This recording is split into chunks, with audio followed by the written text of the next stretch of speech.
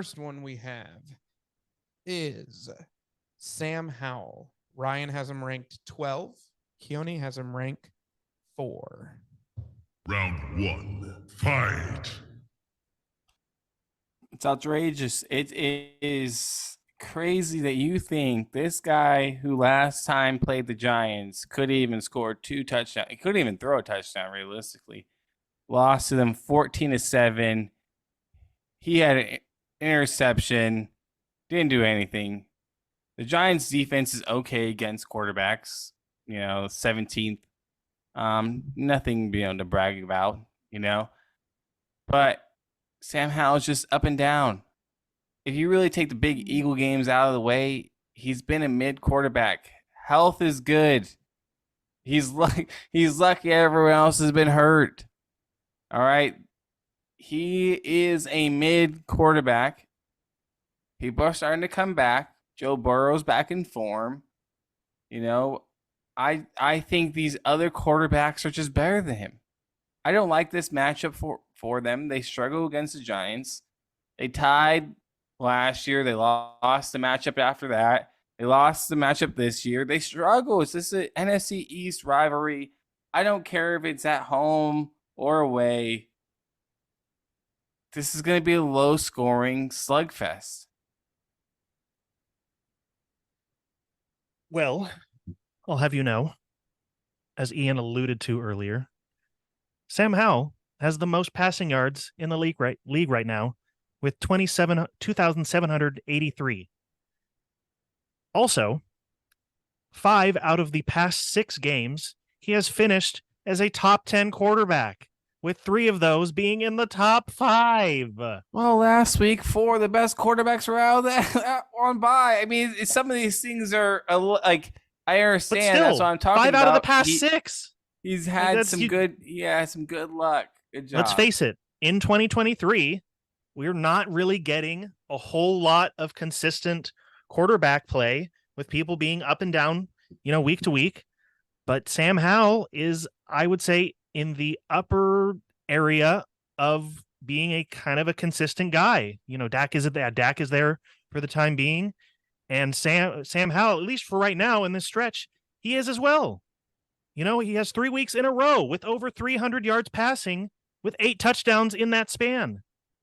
And yeah, the Giants are a relatively good defense, but they've allowed nearly 300 yards per game in the last 3 weeks and 280 yards per game when playing on the road, which is what they're doing this week.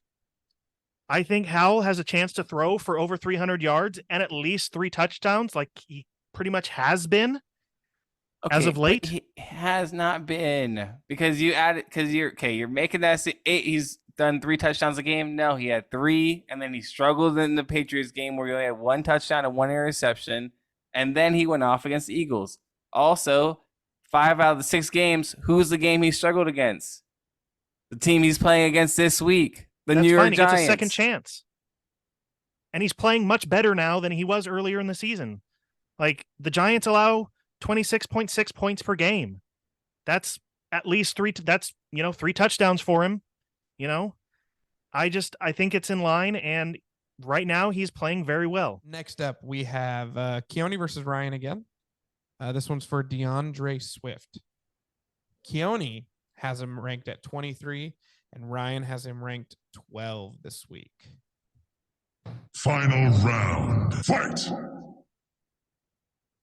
There is not a team, I think, that needs to buy more than the Eagles. Jalen Hurts has been injured.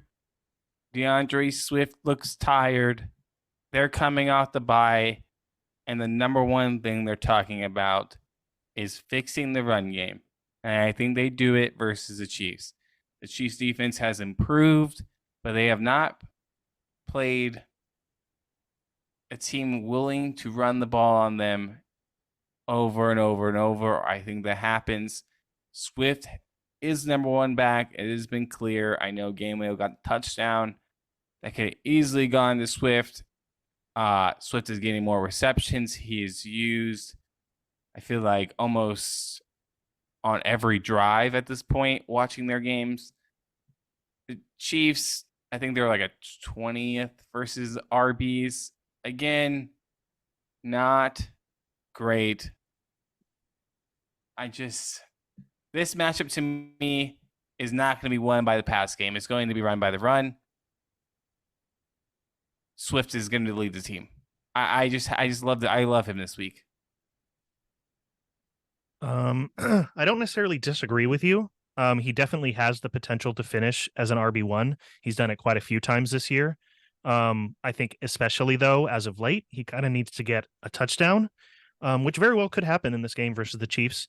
But he could also, I think, just as easily not score, and have Kenneth Gainwell get that touchdown, and have him finish as the low end, RB2. Over the past 4 weeks, or the 4 games, he has flip-flopped between RB1 and RB2 back and forth. In the games he was an RB1, he got a touchdown. In the games he was an RB2, he did not. The thing that worries me is that his number of targets dropped like significantly in week 7 and remained that way through the bye. He went from 6 and 10 targets in weeks 5 and 6 to 3, 3, and 2 in weeks 7 through 9.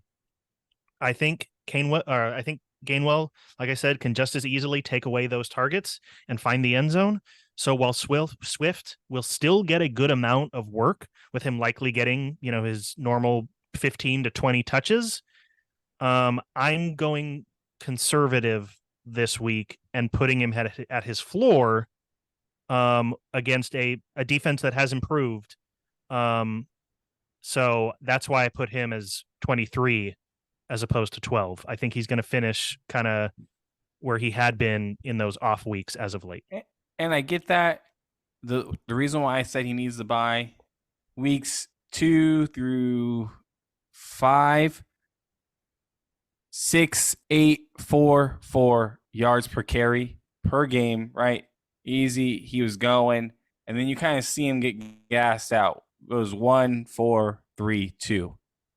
You get that by, I think he wasn't used to carrying that workload where he was getting, 15 to 17 carries. This next stretch, I think, is where he explodes. It makes perfect sense to me. Penny's not doing it, and Gainwell isn't doing it.